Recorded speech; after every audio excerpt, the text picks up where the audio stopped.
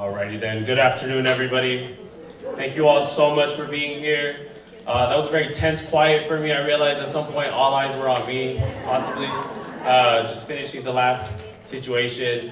My name is Alfonso Espino. I'm a lead organizer with the Global Illegal Swansea Coalition. And the GES Coalition is a proud member institution of Coloradans for the Common Good, who has hosted this today with us.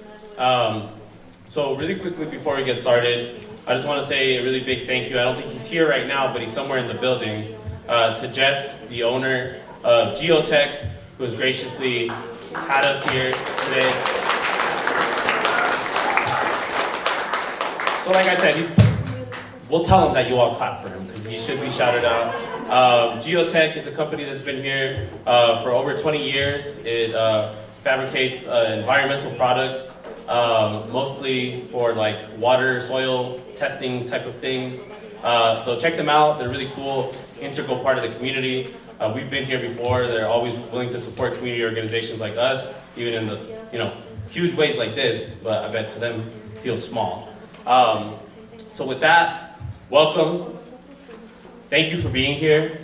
There's quite a good amount of people here. I'm just gonna give you a quick preview of what you can expect today.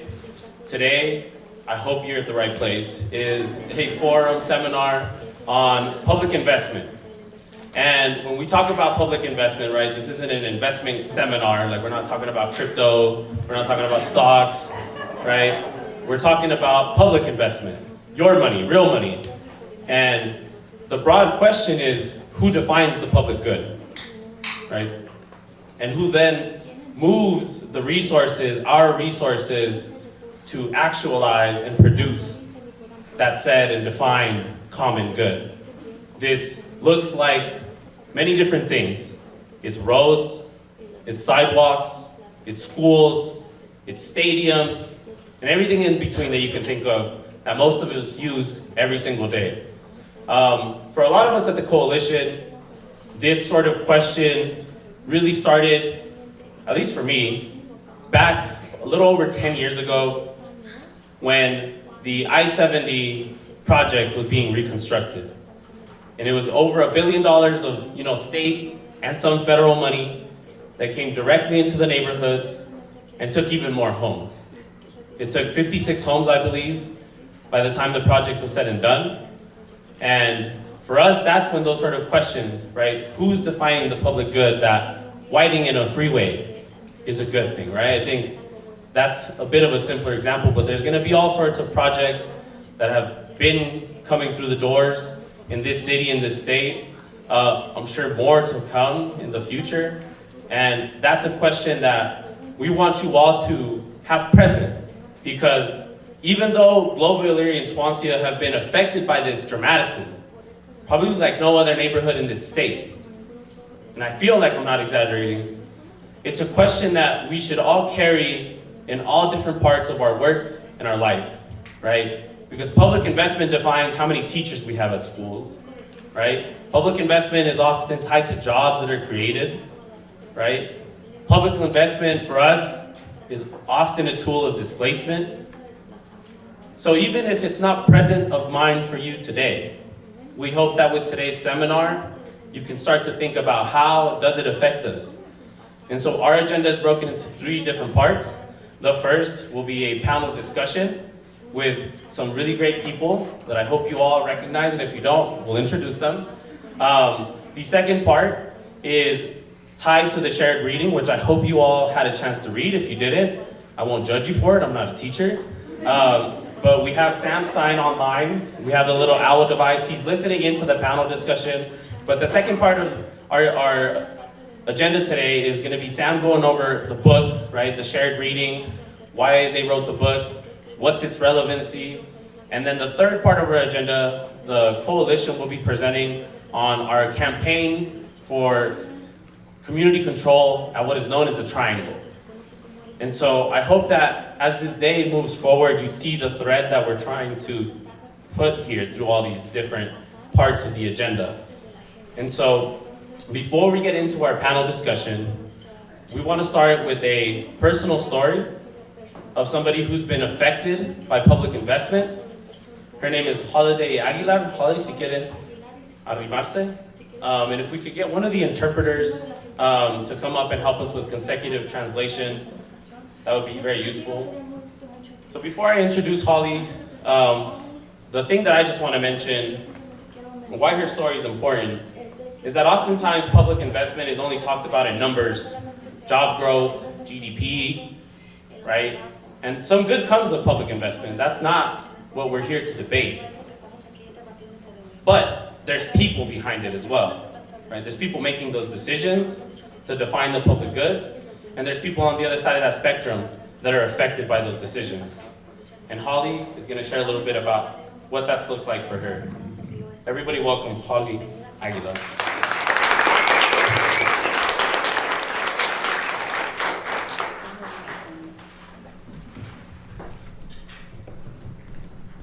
Hola, buenas tardes. Bienvenidos. Hello, good evening and welcome. Mi nombre es Holiday Aguilar. Yo les voy a contar un poquito de mi historia. My name is Holiday Aguilar and I will be sharing a little bit of my story.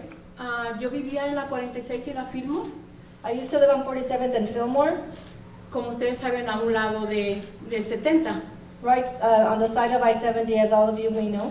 Yo vivía con mis hijos, con mi esposo. I used to live there with my children and my husband. Cuando pues nos dimos cuenta por todo lo que estaba pasando, de todo lo que iban a hacer del 70.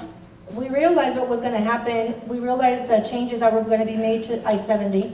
Yo iba a las reuniones, yo pues también peleaba porque no sacaran a la gente, I would go to the meetings and also fight anti-displacement. pero pues me llegó a mí también de que yo me tenía que salir. And then it reached me. I had to leave my home. Pero pues nada más de repente me dijeron, es que también ustedes tienen que salirse de esta casa. All of a sudden, they just told us that we also had to leave our home. Y pues yo decía, pues sí, pero ¿qué vamos a hacer? ¿Qué hago? ¿Dónde nos vamos? And I said, well, okay, but where am I going to go? What are we going to do? No tenemos dónde irnos, no tenemos dinero. We have no place to go. We have no money. Entonces, las personas de SIDA, ellas dijeron, es que nomás les podemos dar 3 meses para que ustedes se salgan. CDOT people came over and said, we can only give you 3 months for you to leave. Dijimos, sí, pero mis hijos todavía están chicos, mi esposo está enfermo, ¿yo qué voy a hacer? No tengo dónde irme. And I would say, okay, but my children are still small, my husband is very ill, and I have no place to go. Entonces, yo ya en ese entonces yo ya hablaba con Nola. Entonces, Nola me decía, le digo, Nola, ¿qué hago? Y ella me decía, pues no se salga, Holly, no se salga. At that point, I already knew Nola, and I would say, Nola, what should I do? And she said, well, don't leave the house, don't get out of the house. Digo, pero es que ya me dijeron que si no me salgo me van a sacar. But I replied, well, they told me that if I wouldn't leave on my own, they were going to evict me. Y yo no tengo dónde irme. And I had no place to go. Me dice, pero es que usted no tiene por qué salirse porque ellos tienen que darle dinero, tienen que darle otro lugar donde usted viva. She said, well, you can't just leave like that. They should be offering you some kind of solution, like money or another place to go. Digo, pero es que ellas ya quieren. Le digo, hay una mujer que siempre está viniendo y diciéndonos, salgan, se tienen que salirse y no nos dan ninguna opción. And I was feeling harassed, and I kept telling her, well, this lady just keeps harassing me and keeps coming often and just saying that there's no other option, that I have to leave. Entonces Nola me dijo, pues déjeme ver yo qué es lo que puedo hacer y vamos a ver. Dice, porque usted no puede salirse así. Digo, pues no puedo. And Ola said, let me see what I can do about this. Let me see what we can do together, because you can't just leave like that. And I replied, yes, I just can't leave. Entonces ellas dijeron, entonces nos vamos a reunir. Entonces vino Nola, y me acuerdo que fue Nola y Candy con nosotros. And so they said, okay, let's go ahead and meet together. Let's get together. So I remember it was Nola and Candy, and we all met. Entonces nos reunimos, me acuerdo que hasta eso fue abajo del puente del 70. And in fact, we met under the bridge of I-70. Pero pues yo no entiendo inglés, la única que entendía era mi hija. And I don't speak English, so the only one that understood English and spoke it was my daughter. Pero ellas estuvieron ahí apoyándome. But Nola and Candy were there supporting me. Entonces ellas dijeron, ok, sí, vamos a darte un dinero, pero ¿tú tienes seguro social? Digo, no. And they said, okay, so we're going to give you some money. But they asked, do you have a social security number? And I said, no. ¿Su esposo tiene? Le digo, no. They asked if my husband had one, and I said, no. Me dice, pues entonces ustedes no cuentan. They told me, well, then you don't count. Le digo, bueno, le digo, está bien, le digo, pero entonces ¿quiénes cuentan? Pues nomás tus hijos, porque tus hijos tienen seguro social. And then I said, okay, then nervously, but then who counts? And they said, well, your children, because they have the social security number. Le digo, ok, está bien, pero pues cuando menos ayúdenos en algo para que nosotros podamos salirnos. I said, okay, but at least help us with something so we can actually leave. Dice, pues con el dinero que les damos, nosotros podemos buscarle también casas de renta. They said, with the money that we can give you, we can also find you a place to rent. Le digo, sí, está bien. Le digo, pero ¿qué casas? Dice, pues tienes que buscarte una casa de 5 recámaras. And I said, okay, but what house? And they said, well, you have to find a 5-bedroom home. Le digo, pero una casa de 5 recámaras es muy cara. I said, but a 5-bedroom home is very expensive. Dice, pero es que la ley es así. She Tienes said, well, that's the law. Tienes que tener una casa de 5 recámaras, que todas las recámaras tengan su closet, si no, no se cuentan como recámaras. That's the law. You have to have a 5-bedroom home, and that each bedroom needs to have a closet, or it doesn't count as a bedroom. Le digo, pero ustedes, el dinero que me van a dar, ¿para cuánto tiempo me va a durar para yo rentar una casa? And then I asked, well, the money that you're going to give me, that you're offering, how long is that going to last for me to uphold a rent of a home? Le digo, es más, yo también, ustedes, mi esposo está enfermo, le digo, yo no puedo salirme de aquí, yo aquí tengo todo. And I said, I can't leave this area. I can't leave here. My husband is very ill, and I have everything in this community. Digo, yo aquí conozco clínicas, conozco hospitales, ¿a dónde me voy a ir? Yo no sé si haya eso. I said, I'm familiar with the clinics here, the hospital system, so I don't know if where I'm going to go, they're going to have that. Pero es que parece que a ellos no les interesa lo que uno sufre. But they didn't care about our suffering. A ellos nomás son como unas máquinas, como unos robots que dicen se salen, y aunque uno les explique todo. Yeah, and to me it feels like they were just like a machine, like a robot. All they would say is, you gotta go, and regardless of whatever our explanation is, they didn't want to hear it. Y a cada rato se tienen que salir, pues no encontramos. And we were being harassed. They kept telling us, you gotta leave, and we wouldn't be able to find a place to go. Sí. Y sí, pues gracias a Dios sí pudimos encontrar dónde salirnos y pues, Thank God we were able to find a place where to go. pero es que eso está muy... Ellos hacen cosas que no se tientan el corazón para... They're heartless, and they Para just do hacerlo. things without really thinking about how they're breaking people's hearts. Y hay mucha gente que quizás está peor que yo, estuvo peor que yo, o igual que yo, no sé. And there could have been others that maybe had it worse than I did, or better, I don't know.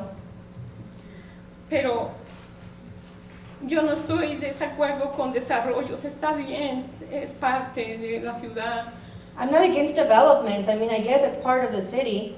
pero que se fijen todo el daño que le hacen a uno y sin ayuda. But they need to take into account the damage how they're hurting families and the lack of support. Tiene uno que andarles como rogando, como que si uno hiciera, y es más, uno no vale nada, uno no tiene seguro, uno no vale nada para ellos. And it felt like we had to beg, and then they am telling us that because we don't have a social security number, we don't count, so we're nothing to them. Pero, bueno, ni modo, y por eso yo le agradezco a Nola, a Kendi, que ellos me han apoyado mucho, y por eso también yo creo que pude pues salirme de ahí. So I want to thank Nola and Candy for all of their support through all of this, and I was able to get out of that situation. ¿Verdad? Mi esposo ya no está, no My sé, husband is no longer with us anymore, pero ni modo, tengo que seguir adelante, but I have to move on. y pues, pero yo nomás quisiera que ellos supieran que ellos tienen que darle a uno la oportunidad y ser más flexibles con uno. But I just hope that they understand that they need to give us more opportunity, and they need to have a lot of more flexibility. Eso es todo, muchas gracias. That is all. Thank you very much.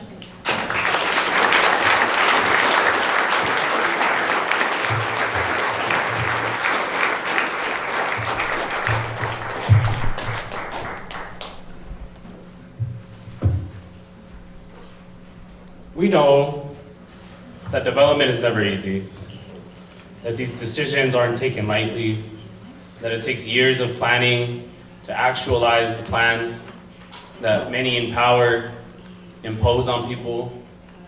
And so the seminar today is about, just as they can create the reality that forced Holly out of her home, people can organize to create a reality where that doesn't have to continue to be the case. So I welcome you again, but this time to the Glover and Elyria Swansea neighborhoods, some of the most historic neighborhoods in this city, the old industrial core, where workers have always organized, from the old packing houses that used to dominate around the stockyards area, right, to the organizing that happened to get rid of Osarco, the smelter, or to the organizing that we feel that we are a part of the lineage to as the coalition, where we organize residents against displacement and build our own future. That's where you're all situated, and we welcome you. And we're gonna move into our panel discussion. Again, my name is Alfonso, organizer for the GES Coalition. Please help me welcome our panelists, Damon Rich, Shannon Hoffman, and Sarah Parody. I'll give you a chance to introduce yourselves. Is my mic? Yes, it is. My name is Sarah Parody. I represent the whole city of Denver on Denver City Council. So I represent probably all of you in this room, which has been just the most meaningful and sort of holy thing I've ever gotten to do. My connections to GES, I live a little bit south of here. I'm not from Denver. I'm from a mining community that didn't have a lot of future in it. It got really busted up by boom-bust cycles of natural resource extraction and the methamphetamine crisis. And so I left that place, came to Denver, and now my daughter goes to school at Garden Place Academy, and I'm always turning back to this neighborhood, exactly like Alfonso said, for the activism and the mutual aid and the mutual support and the community and all those things. Just the beating heart of these neighborhoods is so beautiful to me, and I love the whole city, I really do, but I do find myself here a whole lot. Hi everyone, my name is Shannon Hoffman. I am the project manager for the Globeville Elyria Swansea Community Investment Fund. I am here for collective liberation, and I'm connected to these neighborhoods through this work and also through friendship and people I care about.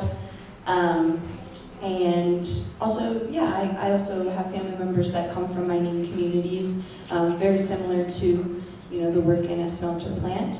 I'm a working class person, and I'm really looking forward to this conversation, and I'm so grateful that you all are here today. Oh, you have mics. Good afternoon. My name is Damon Rich, and since 2021, my partner Jay Shin and I have had the honor to work as urban planners and designers with the GES Coalition, with the committee, with residents, with Alfonso, Nola, and other people that have been mentioned.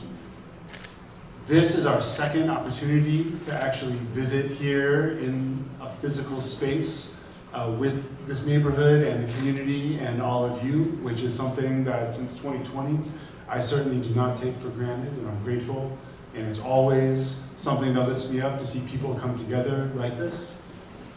So I look forward to talking about public investment in general, and specifically the future of this triangle we're talking about.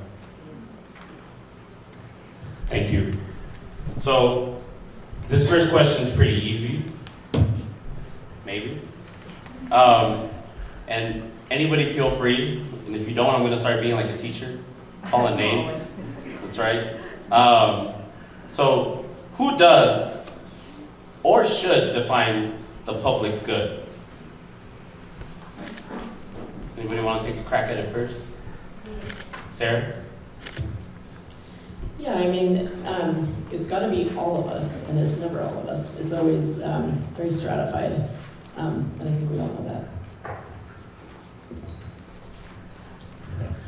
Well, the question is who does or should, which are two different thoughts. So who does are wealthy people, organizations, entities that have organized and built power and are able to manipulate and move dollars in our city. I'm hoping that we will get to talk about the Community Investment Fund's recent fight to try to get $16 million for the fund. As we watched our city council, not all of our city council, of course, but the majority of our city council approve $800 million for a 500-stall horse barn and a privately owned hotel. So that's who does run our city, and that's how it runs. Now, who should run our city? As Mercedes turned to me and said, we pay taxes. People like Mercedes should run our city and should decide what is public investment and public good. Feel free to clap anybody, like honestly, like, that's a good answer. Well, I've spent a lot of time working for city governments as a civil servant, and it's something that I think is both a difficult but an amazingly educational experience, just in terms of how things come together and how they don't. And one of the lessons that I always try to carry with me came out of the question that I would always ask when I got to visit, say, a high school classroom on behalf of the mayor, the deputy mayor, and that was, who decides what gets built in our city?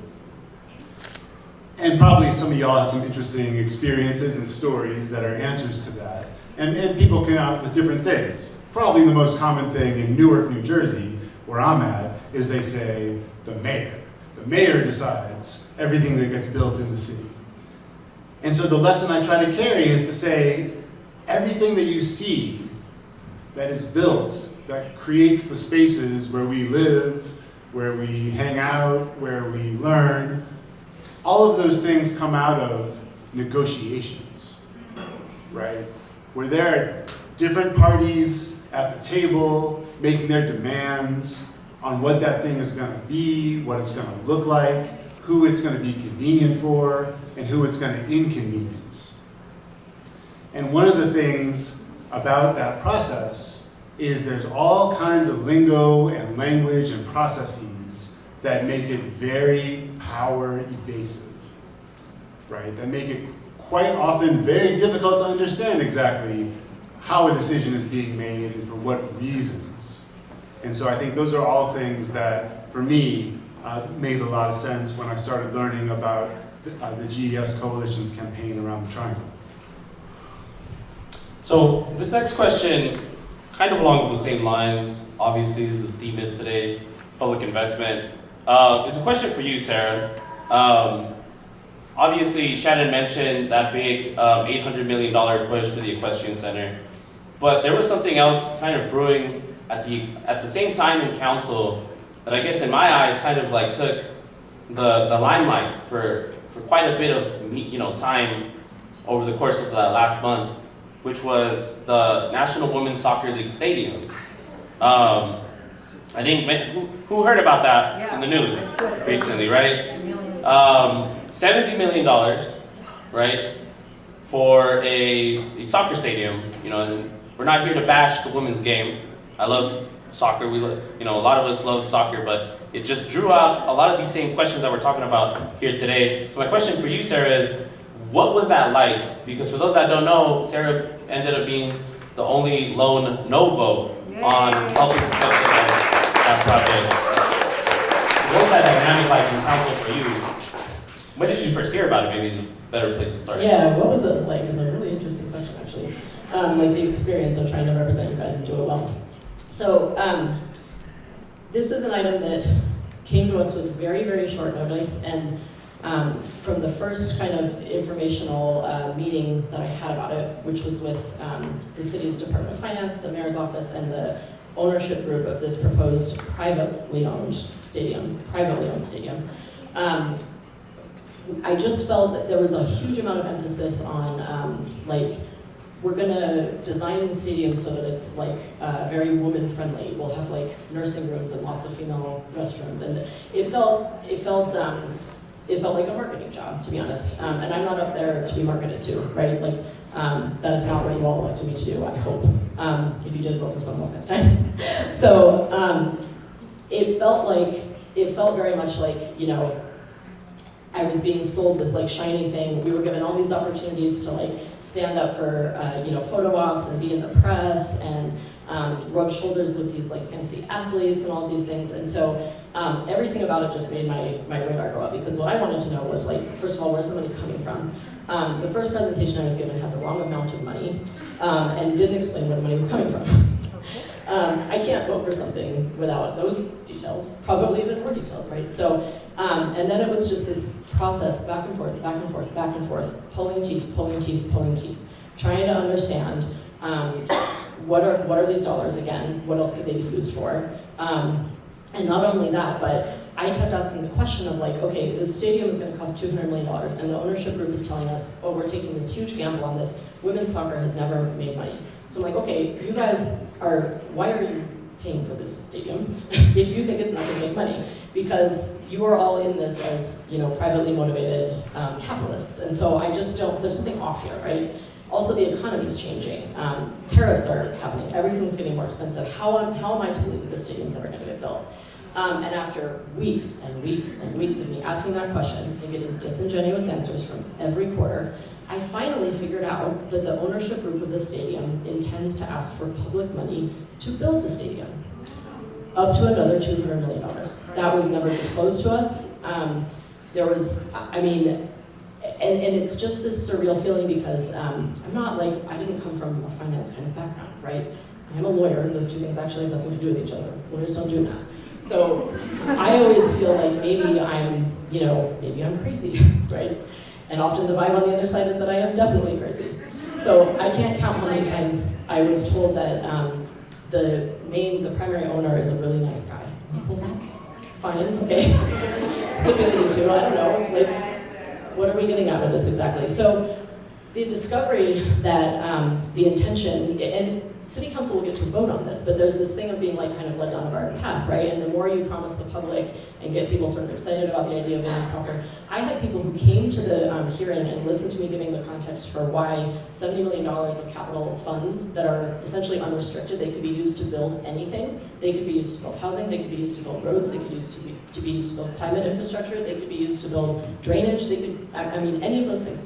$70 million of unrestricted capital funds from our budget is a huge amount of money for the city and county of Denver. Our entire 6-year capital plan has something like $300 million in it. I mean, this is a massive amount of money for our city. It's not like, you know, we just have this sitting around in the bank. So people came to the hearing to support the women's soccer stadium and came up to me afterward and said, wow, I did not understand the context of this. I assumed that this wouldn't be being proposed if it wasn't, you know, easy for the city to afford. So that's what it was like. I could go on, but that's what it was like. Well, is that shocking to people? Yeah. Is it shocking? Like what? No. No. Why not? Who said that? Carson? Why is that not surprising? You know, because people like the mayor have an interest in boosting their political image through these kinds of like legacy image building projects, right? Like, it doesn't necessarily matter what the long-term public benefits are when it makes a short-term political impact. I actually have to say something else about that. Thank you, Carson. I have to say something else about that, which is that what City Council was given upon the insistence of another council member who wanted to see like an analysis of why is this a public good to the point of our seminar. The City Department of Finance produced this report that said, oh, this is going to result in, I don't even remember the number, $2.9 billion or something of economic impact. I showed that to an outside account. There's all these caveats in it. Like, we're not trying to analyze, for example, how much of this money would have just been spent somewhere else in the city that same night. Like, I'm going to go out to dinner instead of go to a soccer game. It turns out that that substitution effect when it comes to stadiums could be like 90% of that money right there was money that you would spend in the city otherwise. It didn't account, there's all these other layers of what that study didn't account for, and by the time you get rid of all those, you end up with it essentially being a wash economically. So again, why am I paying $70 million for $270 million for this privately owned stadium? There's a prominent stadium economist who describes a stadium as being like throwing a party. It's fun, you show up, you go, you leave. There's no lasting impact of that. So yes, it's fun. So we would essentially be paying that money for fun, for people to enjoy going to soccer games. Again, I also don't hate soccer, but you're gonna have to make a better case to me when we are so limited in our resources and people are unhoused. So, sorry. Well, I want to follow that up, Sarah, with everything you just said, and ask you, David, because I saw you nodding your head a lot. Does this remind you of something that like you've experienced in your time in city governance, or in other communities that you've worked with similar to our own? Is that why you were nodding, or? Yeah, I mean, I feel like probably I'm not the only person who's felt that they've been the intended target of the kind of marketing that the council person describes, right? And one of the questions I think it raises is, one, how have the people advocating for projects like that put things together to manifest their value, what they're trying to project? And we could talk all kinds of industry organizations, maybe some economists, on the make, etc. And then I think it raises the next question of how do people with different types of ideas of how our shared resources should be allocated, how can we manifest the value of our proposals? Well, let me ask a follow-up question to that, David, because I think it's relevant. There's no jumping ahead here, it's open-ended. But how do planners then use their talents or their positions to help, shape the public good with the working people of the city, as opposed to those special interests? Based on your experience or even just theory, but I think you have tons of experience to speak to about that. Yeah, I mean, it's fascinating to try to take a long view, and this is where a lot of those conversations with high school students went, in terms of, how do we, people who live together in a place, make the decisions about the things that's just not possible to decide alone, right? Like once upon a time, before there were sewer systems, there in fact were some people that said, oh, you want a sewer system? Build your own sewer system. But eventually, at least in Newark, New Jersey, where I live, it got to that you couldn't keep your window open at night. Because the place that the collected waste products of those of us who live here ended up was the river, the Passaic River, right? And so eventually there had to be some decisions made together, right? Some building made together. Now, when you look at how urban planning is approached today, you might see a lot of surface diversity, but the question is it grassroots or is it astroturf, right? And I can't tell you exactly how to judge that, but the people who know a place best, who are most deeply embedded in its context, are some of the most qualified people to judge that. So to your question, Alfonso, some practices of urban planning, attempting to make the decisions and the accommodations that are necessary for people to live close to each other, which is just, I think, a more straightforward way of talking about urban planning.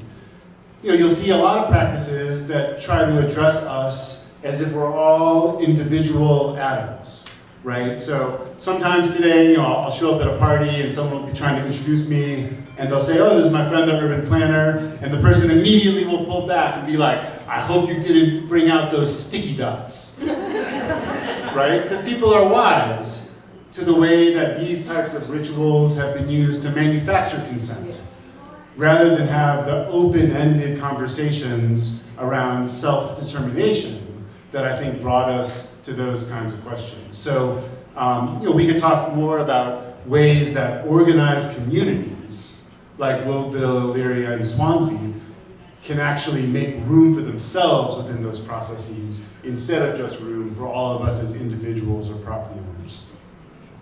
I think that's really well said, Damon, and not just because you're up here. But I'll just chime in a little bit just to say that I think one of the reasons why, for us, urban planning as a strategy has been so important is precisely because of that, right? Because we don't have to rely on those in power to define those common visions, right? It's the basic premise of any organizing campaign, right? It's the basic premise of workers on the job site, right? That they want to see safer conditions, they want to see better wages, right? That's you defining the common good amongst yourselves. in your workplace. And so I just wanted to make sure that I drew that out as well, that, you know, even though we're talking about the concept right now of like planning and who builds our cities, I think that this question and this, you know, this theme can be drawn out to many other places in our lives that I hope you're all, you know, are triggering those thoughts for. My next question is for Shannon, though. Because speaking of, you know, those that are embedded and can, you know, be grassroots, Shannon, just for a little bit of context, is the project manager for the Global Area Swansea Community Investment Fund. And so I mentioned this a little bit ago, right? Right at the same time that the soccer stadium was happening, $70 million, super contentious.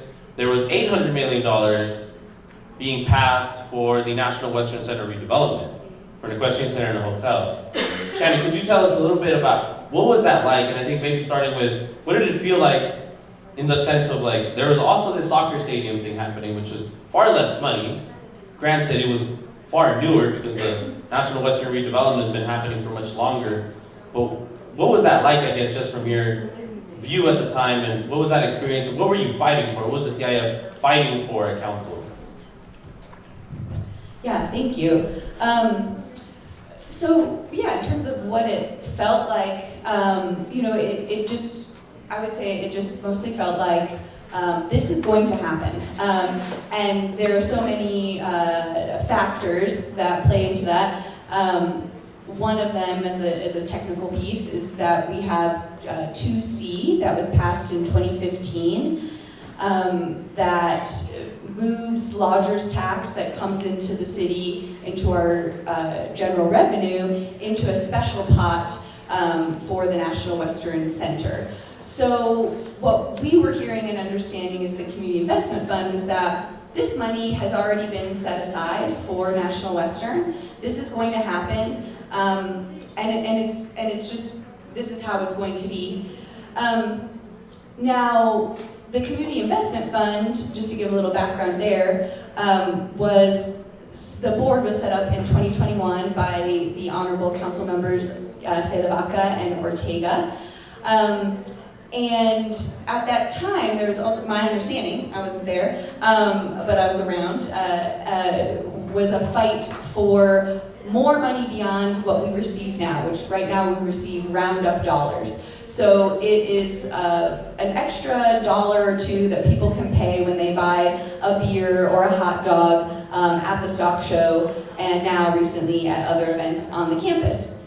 And we use those dollars now to grant them out. So right now we're a grant-making organization, which is really wonderful. It provides, we are able to provide, you know, grant funding to neighbors with ideas. But you know, the first year we granted out $86,000. This year we're granting out $90,000. And we're talking about 800 million of your public dollars that are being given while we have $90,000 to distribute. So, you know, this is the second time that National Western has come and asked for $800 million. So that makes it a $1.6 billion project. So far. Keep your eyes peeled. We wanted to make a reasonable ask. And our reasonable ask is 1% of $1.6 billion, which is $16 million. Now, we were also being asked, well, what would you do with that money? And do you even have an idea? Which is just also an interesting thought to me, to think that people made poor by systems of oppression must not know what to do with money. But you know, we do have an idea. We have a big vision, which is that we of course want to maintain being a grant-making organization, but we need to do so much more in these neighborhoods, which includes land acquisition, right? Which includes building on that land, homes, supporting small businesses, supporting child care centers. There is a great need in these neighborhoods for a grocery store. And the whole reason why grocery stores don't come into neighborhoods like this is because of the finance mechanism. We need a different finance mechanism for a grocery store. So that is what we intended and do intend, as we intend to continue to ask for that $16 million with that money. I suppose I'll stop there, but I would love to talk about how this didn't maybe come out of nowhere to the work for this. Right. Well, really quickly, before we do move on from that, because it's so big, how many people heard about that happening in the news? Sorry, thank you. The National Western Center, $800 million. Who had heard about that? It's a good amount of people, but I think just based on my eyes, my bad vision, that was far less than the people that knew about the women's soccer team, right? The women's soccer stadium. Right? That's very anecdotal. This isn't a scientific survey happening right now. It's my reaction to your reactions. But my question is to Councilmember Sarah Parody, you were being asked to vote on this. And so how was this presented to council members for this request for $800 million? What was that process like compared to, maybe comparing it to the soccer stadium is a good idea, maybe not, but just what was it like? Yeah, I think one of the differences here is that, and it does have to be recognized that Measure 2C was a ballot measure, so it was placed on a ballot democratically, people voted on it. Now it's broad in what it covers, but it does say that this tax was going to be extended. It's a tax that mostly a tax that people pay on hotel rooms when they stay here, and a few other components. And if that tax income was extended and dedicated to sort of tourism projects, including by name the National Western Center Complex and the Convention Center. And so that in and of itself is an interesting thing to think about in terms of democracy. We often have these measures because of a whole lot of things about Colorado law that are really acontextual in a lot of ways. And I know that people tend to vote yes on things. There's a huge influence on whether something was referred by the city council to the ballot, which means people trust us to that degree, which I appreciate. But for that reason, we sort of have, I think to answer your question, Alfonso, the way this was brought to us was sort of like this is a done deal. Voters voted on this money, and first we were told 2C funds can't be used in a way that's directed by community.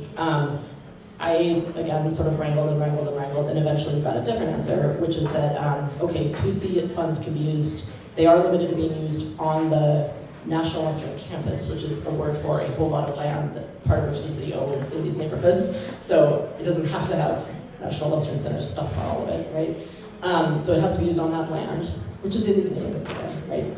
And used to be part and parcel of them and have homes on it. And then it has to be used for sort of capital types of things, which again is buildings. There are plans to build at least one building of workforce housing as part of this phase, but that's a plan that's been made by this entity, the National Western Center, the stock show. So the answer changed in that regard, but then we got sort of hung up on the idea that these monies, in order for them to be directed through community, you would have to sort of grapple with city contracting rules, which is true. We could have figured that out. I'm not all that worried about that piece. That could have been settled in some way. But then by the time we had sort of gotten the different answer on point number one, we had postponed the contract several times, and it just felt like it kind of ran out of runway. Like, I think if we had had more information from closer to the beginning, and I always blame myself for that, because one of the hardest things about the job is the volume of things that we're facing and figuring out where you might be able to dig a little bit deeper and where you need to dig a little bit deeper.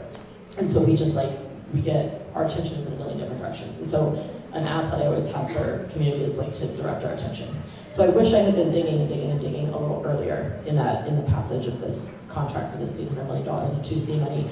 I sort of took for granted that what I was being told at the outset was true, and that the funding was sort of very restricted to the actual projects that made up part of this, or buildings that make up part of the center, which it's not. So we kind of ran out of runway, is how I would put it. And also there was a lot of pointing to the next phase, the next $800 million of tax money that will be requested, which will come to the triangle, which we'll be talking a lot about later. So there was sort of this like, well, look, we're going to get to the community in the future. Speaking about digging deep, I just wanted to add a couple things that I had seen in old newspaper articles to add to what you were saying, Councilmember. Maybe this is all really well known, but it kind of blew my mind that the pattern's so clear. 1947, National Western claims it has inadequate space, and out of that ends up getting a $2.5 million facility, today known as the Coliseum. 1990, National Western Center threatens to move to Texas. Coming out of that gets $30 million of federally financed bonds, which builds what is known today as the Event Center and the expanded arena. 2011, National Western threatens to leave and move to Aurora.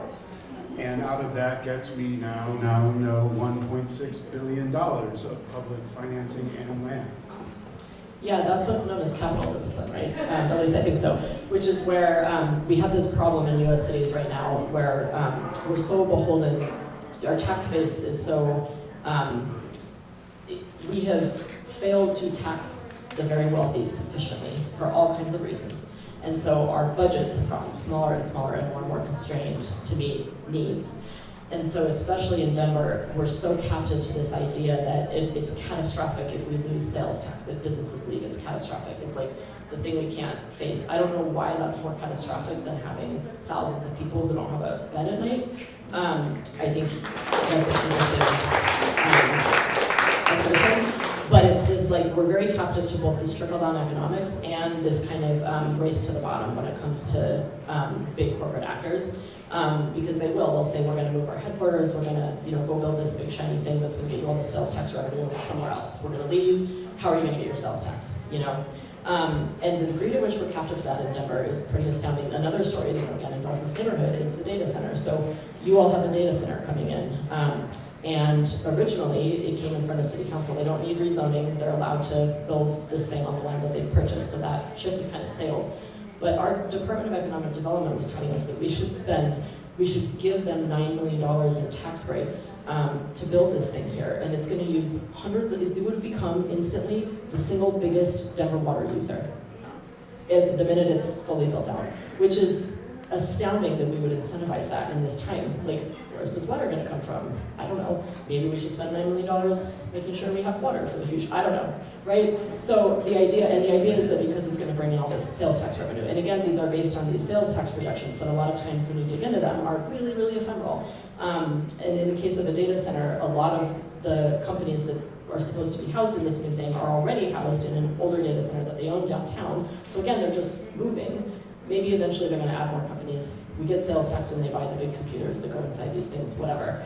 But we actually essentially faced that one down, along with many people in this room. The backlash from City Council over why are we going to give this particular entity this $9 million tax break was really intense. And lo and behold, they didn't actually just pack up and move somewhere else because they do want to build their business here, and so they are still building it, for better or worse. But if their threat was to leave, they didn't follow through on that threat, and that was capital discipline. The CEO stood up, and he also told me, by the way, the CEO of this company, or told us in a committee hearing, that this community is begging us to build this data center here. Those of you that live in GES, who's at the door begging these data center people? I need to know who you are. Well, I think that this conversation, I hope for many of you, is like very, illustrative of the dynamics of how these projects get supported. They become these thought ideas. They're driven by profit motives oftentimes. But it's hard for me to see, based on the conversation so far, like where do regular everyday people fall into this?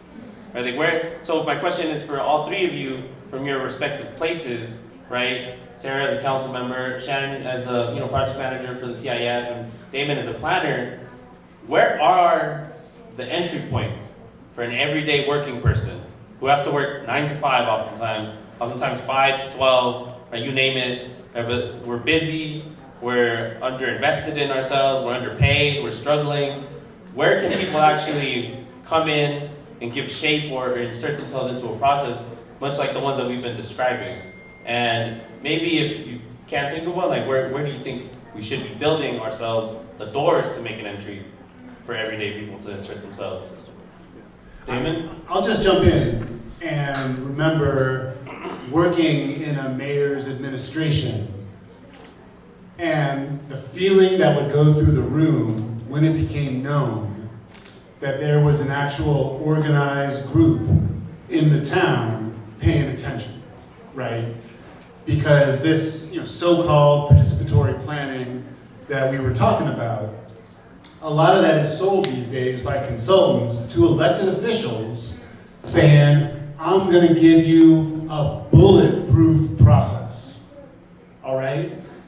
And I can tell you, it doesn't always win the game, but an organized group of residents that are paying attention definitely changes the air in the room.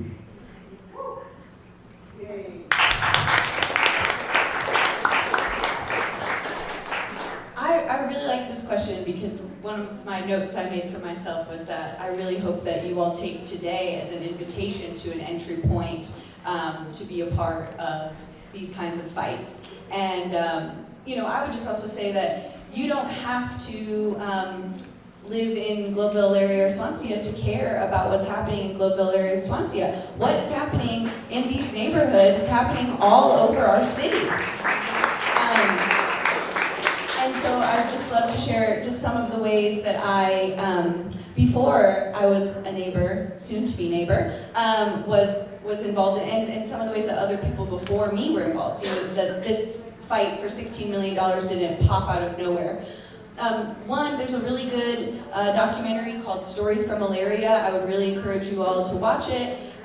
It shows one of our board members from the CIF, Tony Garcia, in 1992, pushing back against these forces of displacement and talking to family members about that. I, personally got really involved in 2020, 2021 when the GDS Coalition was pushing back against the Denargo market development.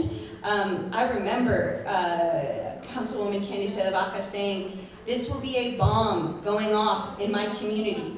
Please do not light the match that ignites the bomb." And they voted it through, even though there were so many neighbors and people all over the city that were testifying against it. We did have a win, though.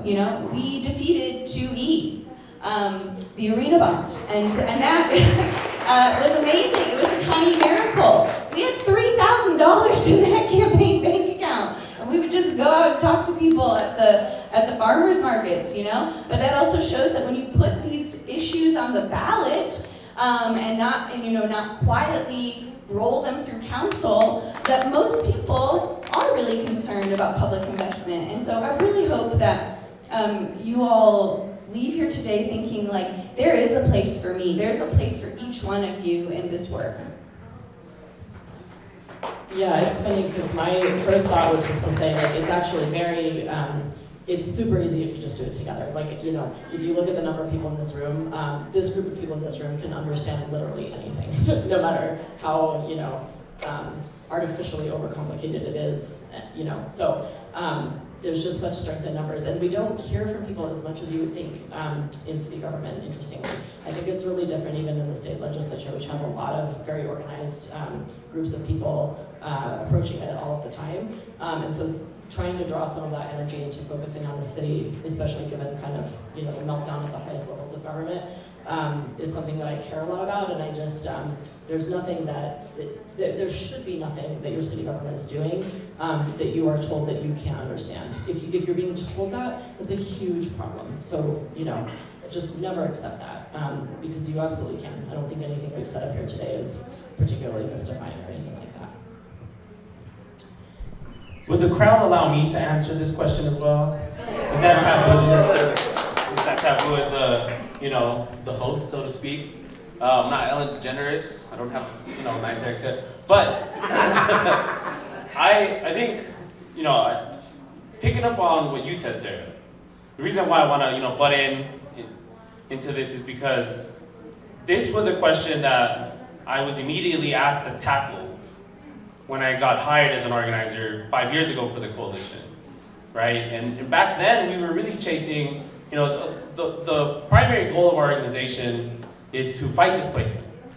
And that takes on a lot of different ways, right? But back then we were chasing rezones, right? We were showing up to council, we were bringing out 30, 40 neighbors in opposition to luxury developments encroaching into the outskirts of the neighborhoods, slowly but surely making its way closer and closer to where the working class residents lived, but we were too late, right? That dynamic of like, everything's already been agreed to, right, was a very hard learning curve for us to understand, right? Because we were coming into a process where council was being asked to, will you rezone this property from industrial, mixed use, 2-story, to 13-story, mixed use housing, right?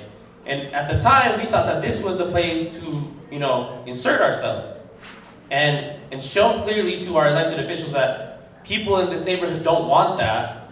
But what we ended up learning over time, a very difficult lesson that often demoralized our members, was that it was too late, not because of us inserting ourselves into the process and organizing, but because we didn't understand the larger picture. We didn't understand that those developers had already drawn up their plans. They had likely already shopped it around council members. They had likely already gotten loans approved, pre-approved, that they took out and they made projections with, right? So that by the time that it got to council, the weight of that process was too much to back off from, I think, was my observation. And so something that, as communities, we have to continuously learn is to keep adapting to understand where can we actually best insert ourselves into a process. Because I don't think it's a black and white answer either, that every single time that you're tackling a development, you have to go through, at the very beginning, before it's pre-developed, or go, find out when it gets sold to a different property owner, right? I think we have to understand like these cycles and learn what are your strengths and where can you insert yourself. The last thing I'll say is that for us in the Triangle campaign, it was through those lessons, it was through like the history that recently happened in the neighborhoods, that we're like, we're tired of everybody else telling us what's good plans for our people. We can train our neighbors to have those exact same conversations ourselves. We can shop that idea to council members. We can dictate the vision that is the collective need. So I just wanted to chime in and say that. Because Alfonso. people should be encouraged. Sarah, did you want to react to something? Go ahead. I do, but you didn't finish your sentence. I jumped in. No, that's it. Okay, good. That was the sentence. Yeah, I was just gonna say that like one of the really, really tricky things about being on city council is we vote on like sometimes 100 things on a Monday night, and they're all fully baked. Like they've all come to us from a city agency, and it's like this contract is literally, the minute you go through it's signed, and so we've already decided that we're going to do this thing, decided how much we're going to spend on it, taken proposals, selected a winner, and now you're just voting on it at the last possible stage. And that's the same thing, with rezonings and everything else that's coming to us. We're the last stop most of the time. But when that's not true is when, it doesn't have to be city agencies that bring us things to vote on. Like we can be voting on legislation, we can be voting to send things to the ballot. And that's where I think there's a shift of energy in Denver right now. And I hope that continues, and I hope that people keep bringing us ideas for like how to change the underlying rules of the ball game, right? Because we can do that. So we can change anything in the city code, and we can ask the voters to change anything in the charter, and so that's where it's at. Have you observed the weaponization of your practice against communities of color, working class people? Are there examples that come to your mind of like, instead of what I'm talking about, like the weaponization of it, or garnishing it in this idea that people are getting a say in what's happening? Well, I think you gotta say yes to that question. At the same time, I feel like from where we sit today, maybe a more useful metaphor than urban planning turned into a weapon is urban planning being and having always been itself a battlefield, right? So, again, when I talk with high school students, sometimes we say, hey, if we went back in time, just 105 years, who would make decisions about what gets built in town? And pretty much the answer to that is whoever owns the land.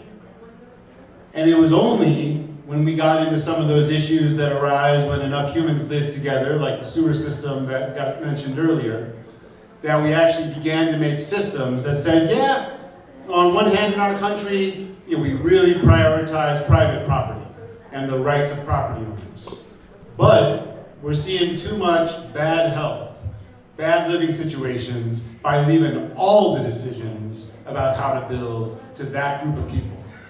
So we gotta figure out some new kind of system. And so things like zoning or urban renewal, people who have looked at the history of planning, things that you've come across, all these grew out of this attempt to find some kind of process that on one hand dealt with the rights of property owners and on, where $1 has one vote, and on the other hand, this idea of democracy, right, where one human has one vote. And so I feel like all of these sticky dots and processes and lingos, that we see today, the question that we got to ask of them is, are they furthering, that goal of saying that we have decided that the kind of society that we want to have is where we actually talk together before people go off and start building things where we live, or not, right? And there's a lot of understandable frustration with the history of planning. But I feel like what we do today, as you were saying, Alfonso, and one of the reasons that definitely as a planning practitioner, the work of GES Coalition gives me energy, is you're seeing how you're using those tools of planning. And if y'all don't know, Alfonso has studied some planning himself. And they're no longer just chasing those rezonings, but they're using those tools to manifest their vision, right? Which changes the way that this negotiation can happen. Because it's no longer only the fans of arenas and stadiums that are setting the table and setting the agenda. But there's more than one possibility on the table. And that, plus some of the things that you mentioned, Shannon, about the defeat of 2E, I think that creates the possibility for a whole different process and a whole different future than has been documented so far. I think that's really I'm actually naturally loud, but I think that this has been a very interesting, I hope you all feel like this was an interesting panel discussion. And you've all been very good listeners, because nobody said a peep, more or less. So I do want to give the opportunity for some reactions from people in the crowd about, either, the last words that Damon just spoke about, or just anything that was discussed during the panel overall. So do we have any teachers in the audience? Yay to our one teacher here today. I'm sorry to pick on you, but I know that we talked about city planning, all these things, but what is this conversation elicit in you, if I could ask? What does this make you think about when you think about your students or your work? Let me run you the microphone. I got it.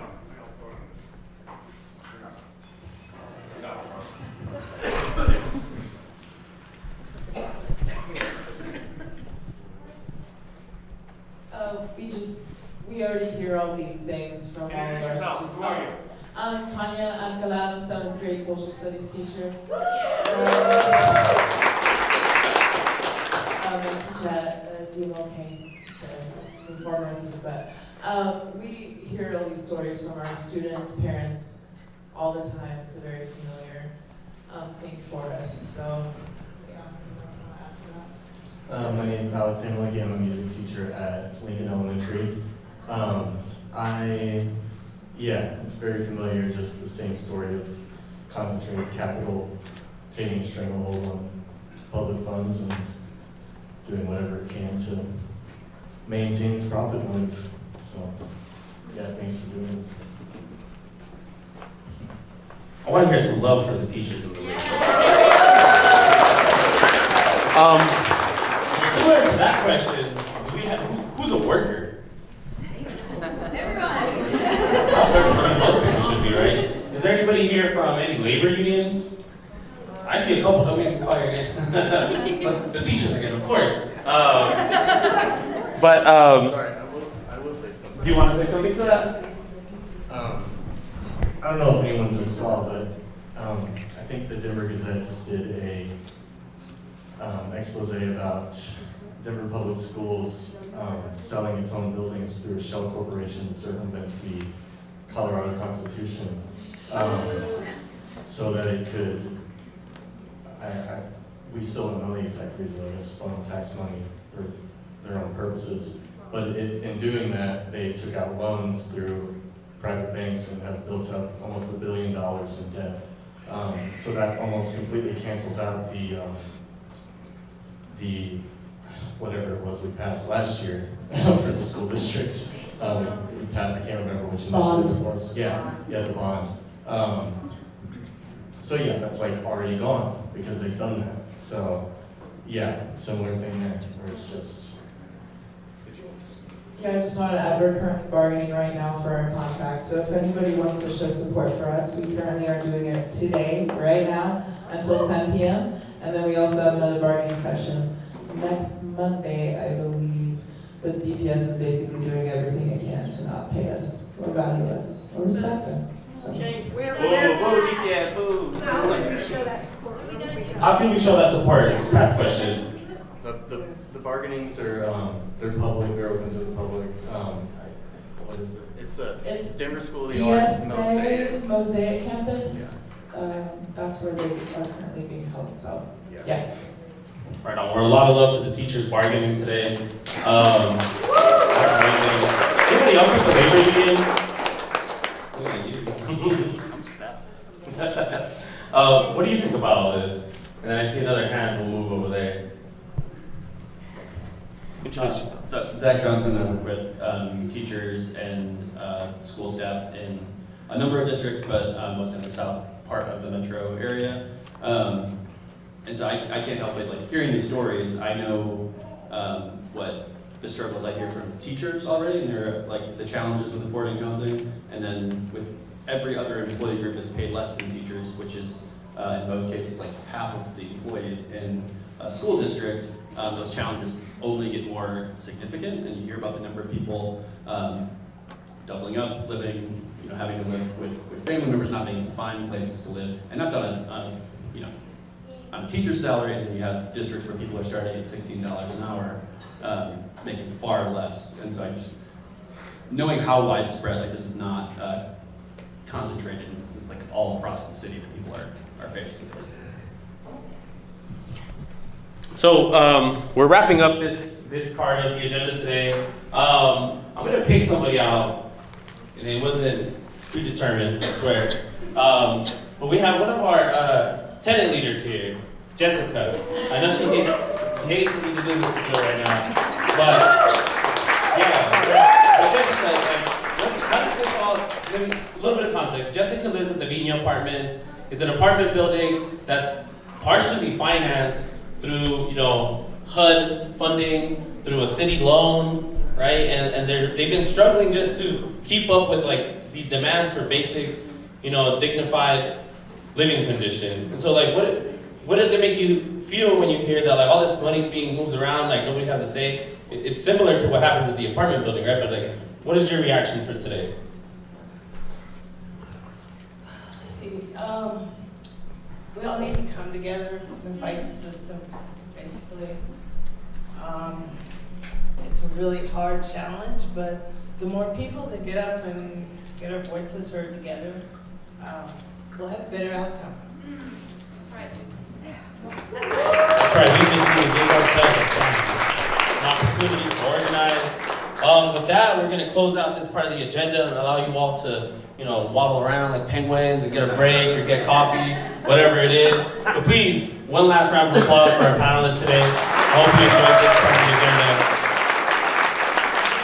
We're gonna take a 10-minute break, so we'll be back at 3:45. There's coffee, there's tons of coffee, I hope. I gotta go grab some stuff.